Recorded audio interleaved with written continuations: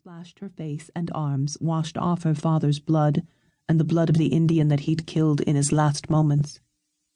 Only Enrique, an arrow in his chest, had still been alive when she'd recovered enough to drag herself painfully to see what had happened to the others. She had seen with a shuddering sob that her father was dead. She crossed herself and crept to Enrique. Blood frothed from his mouth and he groaned. The arrow jerked up and down with his gasping breaths. Socorro, gritting her teeth, took hold of the cane arrow and started to tug. "Leave it," he cried, flinching. "I'm dying, my lady. Listen, take water and food. Go north. There's a ranch beyond the highest mountain, Pinacate. If you'll stay here, those Indios, they will be back." His voice choked off in pinkish foam. She found a wineskin and tipped it to his lips. He swallowed. "It will just leak out of me," he grinned, sweat standing on his leathery face. "Go! You can't help me." But she stayed with him until he died, holding him in her arms and bathing his face.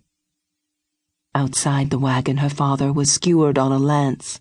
He had an arrow in his shoulder and another in his thigh.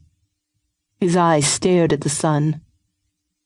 Beyond him sprawled the soldiers, naked and mutilated, brought down in the first seconds of the ambush, muskets unfired. Socorro had retched when she found Consuelo. They had grown up together, and the girl was more friend than servant. Her mother, the housekeeper for widowed Don Esteban Quintana, assuming even more control after the recent death of Socorro's aunt, Doña Catalina. Socorro covered the ruined body, and then she pressed her foot against her father to tear out the lance. She dragged him to an arroyo. At the brink she kissed him, closed his eyes, whispered a prayer, and asked him to forgive her that she couldn't dig a grave in the rocky soil. Next she dragged Enrique over, and then Consuelo, and shoved rocks down till the bodies were covered and no hand or knee protruded. Sickening to send boulders down on top of those she loved, but better that than letting them be torn by birds and beasts. She was exhausted now. The poor men of the escort would simply have to lie as they were, but she knelt by them and prayed for their souls, crossed each of them, and promised to burn candles for them if she lived to reach a shrine. The chests had been ransacked.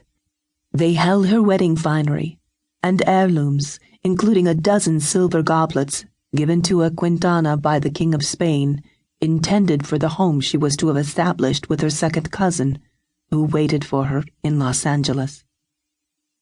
Such things couldn't help her now. She was grateful for the few things the Areños had left. In a blue cotton rebozo, she tied as much dried corn and meat as she thought she could carry without losing speed, fastened a knife around her waist, and the precious water jug.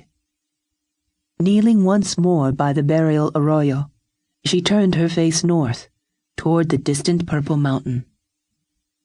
How far? And the ranch beyond? When? Dread had frozen the girl. For a moment she hesitated. Perhaps she should follow the wagon ruts and hope to meet some merchant from Caborca or the south. She hated to lose the track of human beings, the sign of where they had at least been and might come again. It was also where the Areños, or Sandpapegos, waited for travelers.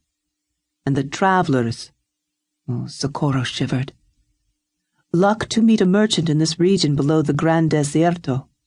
Bandits, more likely. Or scalp hunters, many of them gringos who didn't often care whether they collected bounty for Mexican or Papego scalps instead of Apache. Even Socorro's sheltered upbringing hadn't shielded her from the grim realities of life in Sonora in 1847.